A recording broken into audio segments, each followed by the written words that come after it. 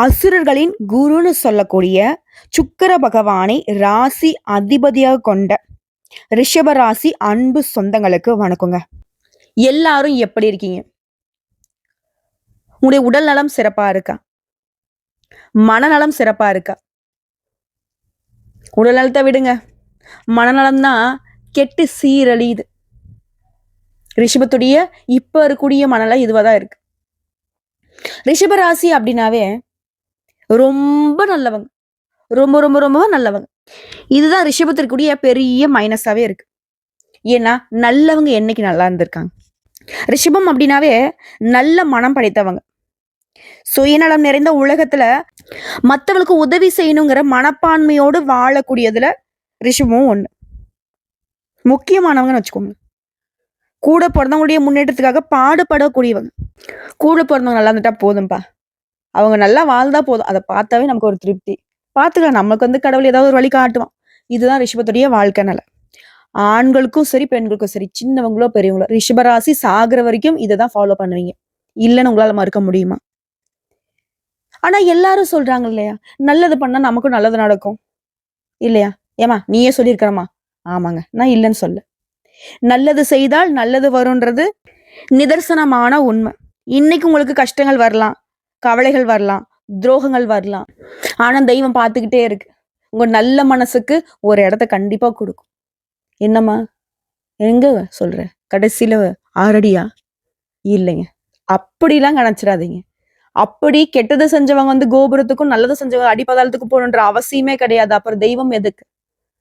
நீங்களே நிறைய உணர்ந்திருக்கீங்க வாழ்க்கையில. எப்பேற்பட்ட கஷ்ட காலத்திலுமே அதுல தப்பிச்சுலாம் வந்திருக்கீங்க. இல்லைன்னு உங்களால மறுக்க முடியுமா? உடைய நல்ல மனசுக்கு நல்லது நடக்கும். சோதனைகள் மட்டும்தான் இப்போ இருக்கிறது, அதெல்லாம் நிரந்தரமா இருக்காது. சரிங்களா? ஆனா ரிஷபம் எல்லாருக்கும் உதவி பண்ணும். கூட பிறந்தவங்களோ தெரிஞ்சவங்களோ தெரியாதவங்களோ எல்லாருக்கும் உதவி பண்ணது இல்லையா? ஆனா ரிஷபத்துக்கு யாராவது உதவி பண்ணுவாங்களா அப்படின்னு கேட்டாக்க சத்தியமா நான் ஊன்னு சொல்ல மாட்டேன். ஏன்னா ரிஷபத்திற்கு இது நாள் வரைக்கும், இப்பயும் சரி இனி வரக்கூடிய காலங்கள்லயும் சரி, ரிஷபத்திற்கு உதவி செய்யறதுக்கு யாரும் வர மாட்டாங்க. இது நிதர்சனமான உண்மை. ரிஷபத்திற்கு உதவினாக்க அந்த தெய்வம் மட்டும்தான். ஸோ தெய்வத்தை மட்டும்தான் நீ நம்பி ஆகணும், வேற வழியே இல்லை. சரிங்களா? இப்படி இருக்கக்கூடிய நிலையில ரிஷபத்திற்கு எதிர்பார்ப்பு என்ன தெரியுமா? ஏதாவது ஒரு நாள் ஏதாவது ஒரு வாழ்க்கையில அதிசயம் நிகழாதா? என் வாழ்க்கை நல்ல வகையில மாறாதா?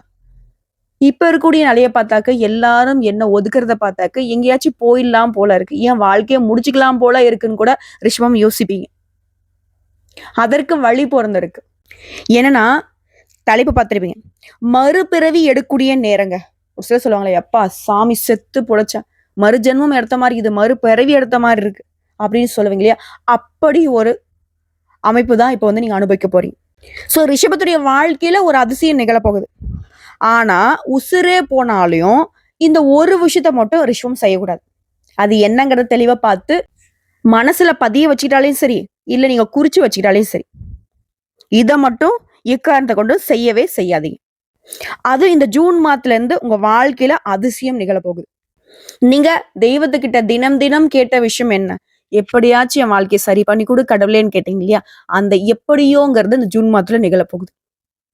அது என்னங்கிறத இப்ப தெளிவா பார்க்கலாமா? இப்போ ரிஷப ராசியை பொறுத்த வரைக்கும் உங்களுக்கு அதிர்ஷ்டம் தரக்கூடிய தெய்வம் யார் தெரியுங்களா? சிவபெருமான். அவரை வணங்கி இந்த பதிவை தொடங்கலாங்க. விதி என்னும் வினையால் வீழ்ந்தாலும் மதி என்னும் சிவத்தால் எழுந்திடுங்க. சிவ சிவ ஓம் நமக் சிவாய. இந்த வீடியோ பதிவு பார்க்கக்கூடிய இந்த தருணத்துல ரிஷப ராசிக்காரங்களே இந்த மந்திர சொல்ல ஒரு 3 முறை உச்சரிங்க. உங்க மனசு முழுக்க அன்பே சிவமாக அந்த சிவபெருமான் எழுந்தருள்வார். ஒரு தெளிவை கொடுப்பார். அதோட நான் இருக்கேன் அப்படிங்கிற ஒரு தெம்பையும் ஏற்படுத்துவார். இந்த நேரத்துல சிவபெருமான் கிட்ட நீங்க வைக்க வேண்டிய வேண்டுதல் என்னவா இருக்கும் தெரியுமா? பலன் பார்த்து உன்னை வணங்கவில்லை சிவமே, உன்னை பார்த்த கணமே மகிழ்ச்சி ஆடுது என் மனமே, சிவ சிவ சிவபெருமானே அப்படின்னு உங்க மனச சிவபெருமான் கிட்ட ஒப்படைச்சிருங்க. மத்ததை அவர் பார்த்துப்பார். படைத்த பிரம்மனுக்கு தெரியாது. உங்க தலையில என்ன கிறுக்கி இருந்தாலும் அது சிவபெருமான் நினைச்சாக்க மாத்தி எழுதிடுவாருன்னு. உருவாக்கவும் தெரியும் அழிக்கவும் தெரியும்னு சொல்லக்கூடிய சிவபெருமான் கிட்ட நீயே துணை சிவனேன்னு போய் நிக்கிறப்போ உங்க வாழ்க்கை எப்படிங்க மாறாம இருக்கும்? சிவனை நோக்கி நீங்க ஒரு படி எட்டு வச்சா அந்த சிவபெருமான் உங்களை நோக்கி 1000 படிகள் எட்டு வச்சு வருவார். நமக்கும் இறைவனுக்கும் தூரம் அதிகமா இருக்கலாம். ஆனா அவர் நினைச்சா துரும்ப அளவு கூட தூரம் இருக்காது. சோ அந்த வகையில ஈசனை தொழுது இந்த பதிவை நான் தொடங்குறேன். ரிஷபராசி அன்பு சொந்தங்களுக்கு அந்த சிவபெருமானுடைய பரிபூர்ண அருள் கிடைக்கட்டும். இனி நடக்கிறது எல்லாமே நல்லதாவே நடக்கட்டும். வாழ்த்துக்கள்ங்க. இப்ப பதிவுக்குள்ள போகலாம். இப்போ இந்த ஜூன் மாதம்ங்கிறது ரிஷப ராசிகளுக்கு பணம், குடும்பம் எல்லாமே சூப்பரா இருக்க போகுது. ஆனா ஒரு விஷயத்துல மட்டும் கவனமா இருக்கணும். சரிங்களா? முதல்ல இப்ப ரிஷபம் யோசிக்கிறது என்னக்கா, ஃபர்ஸ்ட் அந்த கவனமா இருக்கக்கூடிய விஷயத்த சொல்லிட்டேன்.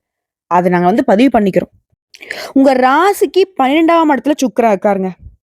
இதனால எதிர்பாலின உறவுல கண்ணியமா இருக்கணும்.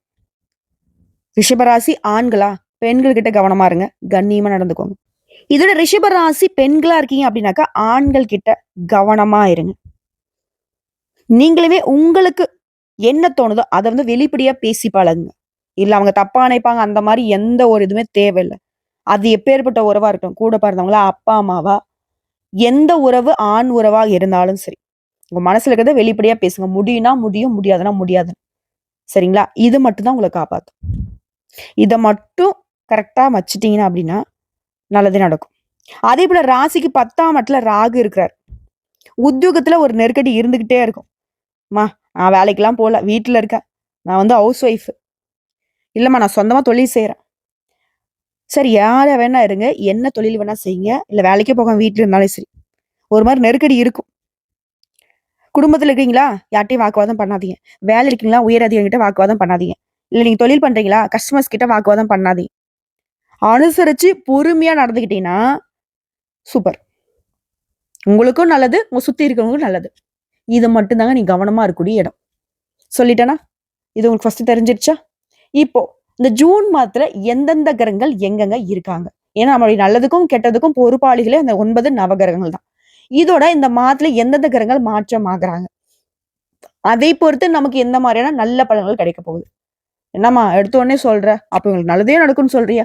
ஆமாங்க, நல்லதான் நடக்க போகுது. நான் தான் முன்னாடியே சொல்லிட்டேன் இல்லையா? ஒரு மனுஷனுக்கு என்னென்ன தேவை? பணம், குடும்பம், இது ரெண்டுமே சூப்பரா இருக்குல்ல. மத்ததெல்லாம் அழகா சமாளிச்சிடலாம்.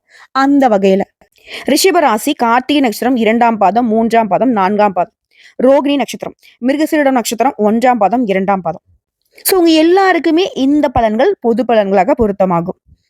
சோ ரிஷப ராசியில கிரக நிலைன்னு பார்த்தோம்னா, ராசியில நவகிரகங்களின் முதல்வன் மற்றும் நவகிரகங்களுடைய இளவரசன் சொல்லக்கூடிய சூரிய பகவான், புதன் பகவான், இவங்க 2 பேரும் கூட்டணியில உட்கார்ந்துருக்காங்க. அடுத்த தன வாக்கு குடும்பஸ்தானத்தை பொறுத்த வரைக்கும் தேவர்கள்ட்ட எல்லாம் குருவாக இருக்கக்கூடிய குரு பகவான் உட்கார்ந்துருக்காரு.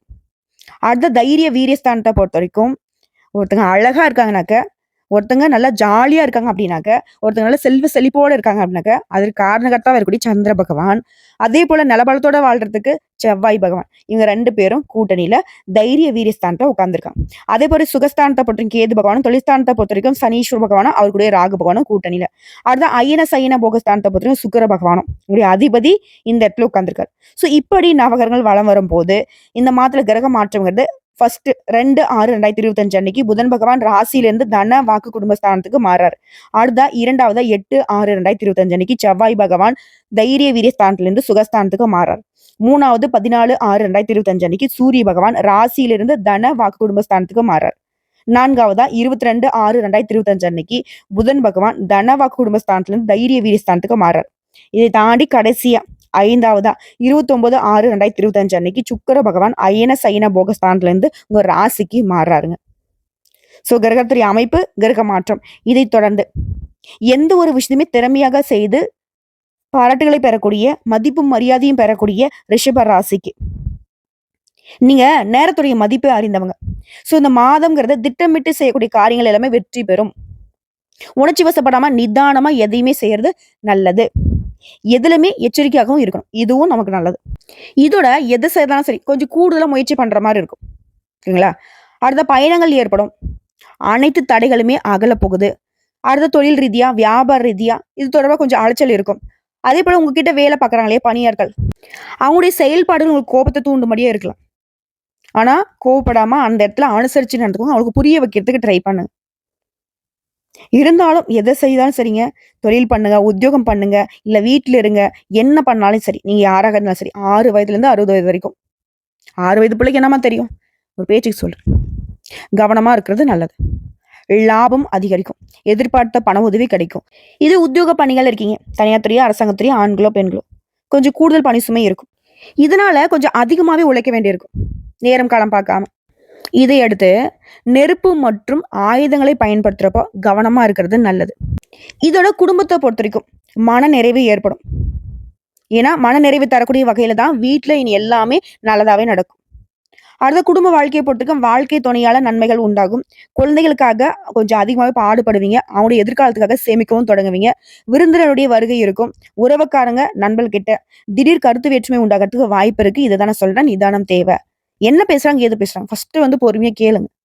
அதுக்கப்புறம் அங்க பேசுறது ஒர்த்தா? நம்ம பேசுனா வந்து பார்த்தீங்கன்னா, அவங்க புரிஞ்சுப்பாங்களா? அப்படின்றத யோசிச்சு பேசுங்க. ஒரு சில இடங்கள்ல அமைதியா இருக்கிறது கூட சிறப்பு தான். சரிங்களா? இதுல ஒரு சிலரு உங்களுடைய குழந்தைகள வந்துட்டு படிக்கிறதுக்காக வெளிநாட்டுக்கு அனுப்பி வைக்கணுன்ற முயற்சியில இருப்பீங்க. அந்த முயற்சிகள் வெற்றி பெறும். பெண்கள பொறுத்தவரைக்கும் உணர்ச்சி வசப்படாம எதையுமே சிந்தித்து செயல்படுறது ரொம்ப நல்லதுங்க. நிச்சயமா அப்படின்னாவே ஆண்களோ, பெண்களோ கொஞ்சம் வந்து உணர்ச்சி வசப்படுவீங்க. எடுத்தோம் கவுத்தோன்னு சில விஷயங்கள செஞ்சுருவீங்க. அதுவும் பாசம்னு வந்துட்டா போதும். எதையுமே பார்க்க மாட்டீங்க. அதெல்லாம் கொஞ்சம் நிறுத்தி பார்த்தீங்கன்னாக்கா, அந்த பாசத்துல பாசம் இருக்கா, வேஷம் இருக்காங்கன்ற அந்த நாடகம் தெரிஞ்சு போயிரும். அதேபோல கடின முயற்சியின் பெயரால உடைய காரியங்கள் எல்லாமே வெற்றி பெறும். எந்த அளவுக்கு உழைப்பு போடுறீங்களோ, அந்த அளவுக்கு உயர்வு இருக்குங்க. சரிங்களா? அதான் கல்லு போட்டாக்க தண்ணி மேல வரும்னு சொல்லுவாங்க இல்லையா? அந்த மாரி உழைப்பு போடுங்க. உயர்வு தன்னால உங்கள தூக்கிட்டு போய் மேல வைக்கும். அதேபோல அரசியல்வாதிகள், உங்கள சார்ந்துள்ள கட்சிகள்ல தொண்டர்களுக்கும், நெருங்கியவர்களுக்கும் மிகப்பெரிய உதவிகளை செய்து பாராட்டுகளை பெற போறீங்க. அதேபோல மேலிடத்துல உங்களுக்கு சந்தோஷமான செய்திகள் வந்து சேரும். அடுத்த கலைத்துறையில இருக்கவங்களுக்கு படிப்படியான வளர்ச்சியை காண போறீங்க. வருமானம் நல்லா இருக்கும். ரசிகர்களுக்கு கொஞ்சம் செலவு செய்வீங்க. அதே போல சக கலைஞர்களாலையுமே நன்மைகளை அடைய போறீங்க. புதுசா வண்டி வாகனம் வாங்கக்கூடிய வாய்ப்புகள் கிடைக்கும். அடுத்து மாணவர்களுக்கு கல்வியில முன்னேற்றம் காண அதிக முயற்சி செய்து பாடங்களை படிக்க வேண்டிய சூழ்நிலை இருக்கு. ஆனா அந்த படிப்பு மட்டும் தான் உங்களுக்கு உயர்வை தரும். அதையும் மனசுல வச்சுக்கோங்க. வண்டி வாகனத்துல போகிறப்போ இது பொதுவா ரிஷபராசிகளுக்கு கவனம் தேவை. ஆண்களோ, பெண்களோங்க. சரிங்களா? இதோட தனிப்பட்ட முறையில ஒவ்வொரு விஷயத்தையும் நான் பிரிச்சு சொல்றேங்க. கல்விய பொறுத்தவரைக்கும் இந்த ஜூன் மாதத்துல சூரிய பகவான் உங்க ராசியில இருக்காரு. இதனால முதல்ல இருக்கக்கூடிய 15 நாட்கள் கல்வி வந்து மிக சிறப்பா இருக்கும். பொதுத் தேர்வு, போட்டித் தேர்வுக்கு தயாராகவங்களுக்கு படிப்புல நல்ல முன்னேற்றம் இருக்கும். உத்தியோகம், தொழில்ல புதிய முயற்சிகள் கை கொடுக்கும். புதிய வேலைக்கு முயற்சி பண்றீங்களா? நீங்க எதிர்பார்த்தபடியே நல்ல வேலை கிடைக்கும். அதே போல உத்தியோகம். உத்தியோகத்த பொறுத்தவரைக்கும் உங்களுடைய திறமைக்கு ஏற்ற அங்கீகாரம், பதவி உயர்வு உள்ளிட்ட சலுகைகள் கிடைக்கும்.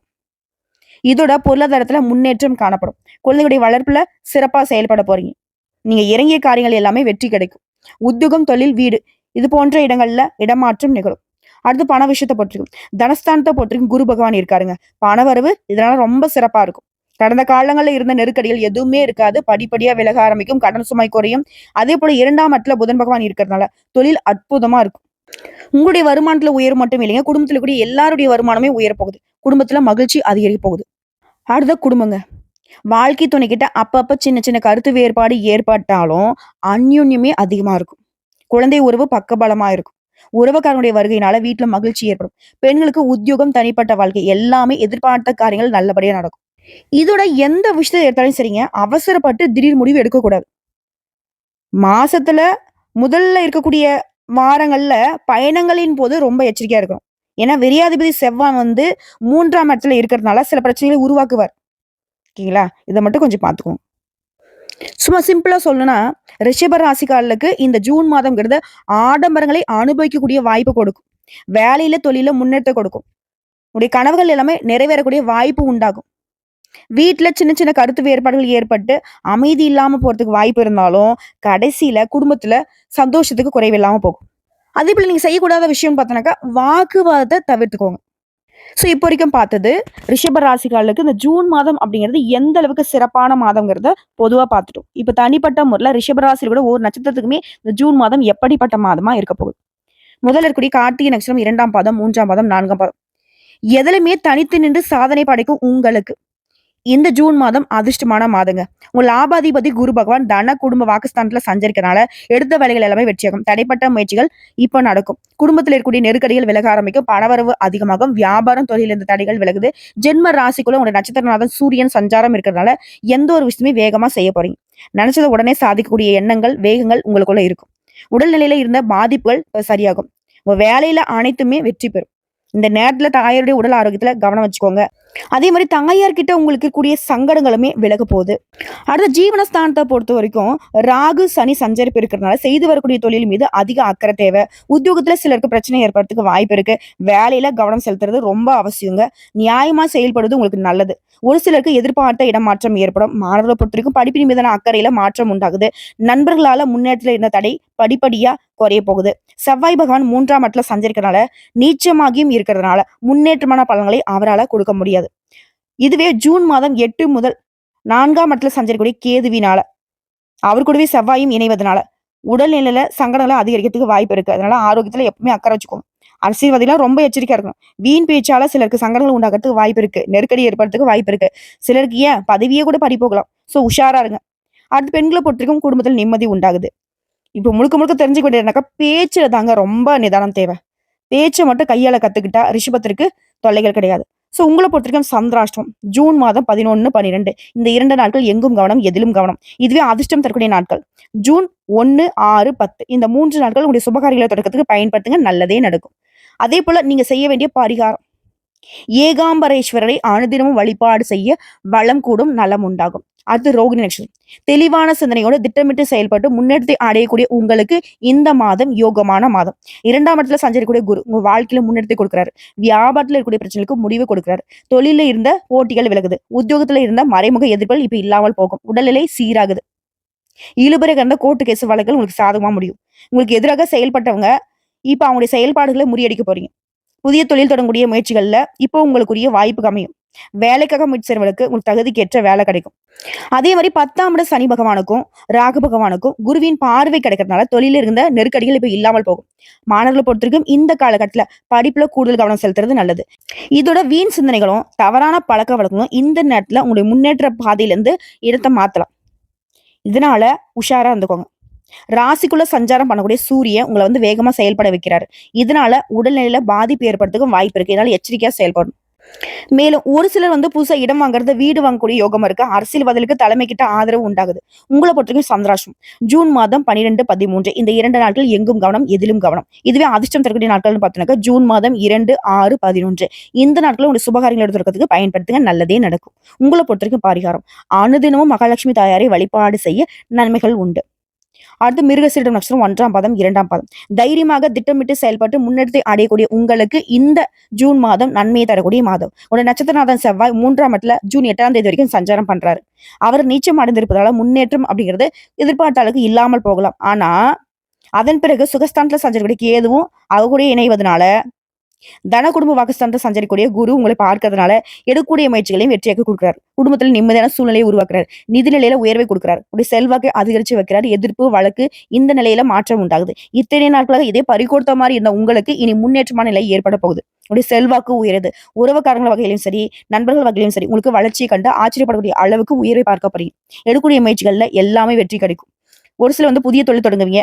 இதே போல வேலைக்காக முயற்சி செய்யறவங்களுக்கு இந்த காலங்கிறது யோகமான காலம். தொழிலை விரிவு செய்வீங்க. உத்தியோகத்துல இருக்கவனுக்கு எதிர்பார்த்த இடமாற்றம், பதவி உயர்வு கிடைக்கும். ஒரு சிந்தனையில தெளிவு உண்டாகும். புதுசா இடம் வாங்குறது, வீடு கட்டுறது இது போன்ற முயற்சிகள் வெற்றி கொடுக்கும். வங்கியில கேட்டிருந்த கடன் கிடைக்கும். அதே போல வேளாண்மையில முன்னேற்றம் உண்டாகுது. குடும்பத்துல சுபிக்ஷமான நிலை இருக்குது. கணவன் மனைவி கிட்ட இருந்த நெருக்கடிகள் விலகுது. மாணவர்களுக்கு இந்த காலகட்டத்துல படிப்புல கூடுதல் கவனம் செலுத்துவது நல்லது. உங்களை பொறுத்தவரைக்கும் சந்திராஷ்டம் ஜூன் மாதம் 13, 14 இந்த 2 நாட்கள் எங்கும் கவனம், எதிலும் கவனம். இதுவே அதிர்ஷ்டம் தரக்கூடிய நாட்கள் பார்த்தீங்கன்னா ஜூன் மாதம் 6, 9 இந்த 2 நாட்களும் ஒரு சுபகாரியங்களோட தொடக்கத்துக்கு பயன்படுத்துங்க. நல்லதே நடக்கும். சோ உங்களை பொறுத்த வரைக்கும் பரிகாரம் ஆணுதினமும் வைத்தீஸ்வரரை வழிபாடு செய்ய சங்கடங்கள் நீங்கும், சந்தோஷம் நிலைக்கும். சோ இப்ப வரைக்கும் பார்த்தது ரிஷப ராசிகளுக்கு பொது பலன்கள், நட்சத்திர பலன்கள், பரிகாரங்கள் எல்லாமே பார்த்திருக்கோம். இப்போ பொதுப்படியா பரிகாரம்ங்கிறது ஒவ்வொரு வெள்ளிக்கிழமைகளையும் மகாலட்சுமி தாயாருக்கு தீபம் ஏற்றி வழிபாடு செய்ய பொருளாதார சிக்கல்கள் தீரும், செல்வ செழிப்பு மேலோங்கும், பணவரத்து கூடும், மனசுல மகிழ்ச்சி உண்டாகும். உங்களுக்கு அதிர்ஷ்டம் தரக்கூடிய கிழமைகள் திங்கள், புதன், வியாழன். அதே போல சந்திராஷ்டம் அப்படிங்கிறது பொதுவா 12, 13 இந்த 2 நாட்கள் ரொம்ப கவனமா இருக்கணும். இதுவே அதிர்ஷ்டம் தரக்கூடிய தினங்கள்னு பார்த்தோம்னா ஜூன் மாதத்துல 23, 24 இதை உங்களுக்கு நல்ல காரியங்கள் இருக்கிறதுக்கு பயன்படுத்திக்கோங்க. சோ ஒட்டு மொத்தமா அந்த ஜூன் மாதம் ரிஷப ராசிகளுக்கு அதிர்ஷ்டத்தை தரக்கூடிய மாதமா தாங்க இருக்கு. அழகா பயன்படுத்துங்க. வாழ்க்கையில முன்னேறுங்க. தெய்வத்துடைய அனுகிரகம் உங்களுக்கு பக்கபலமா இருக்கு. வாழ்த்துக்கள்.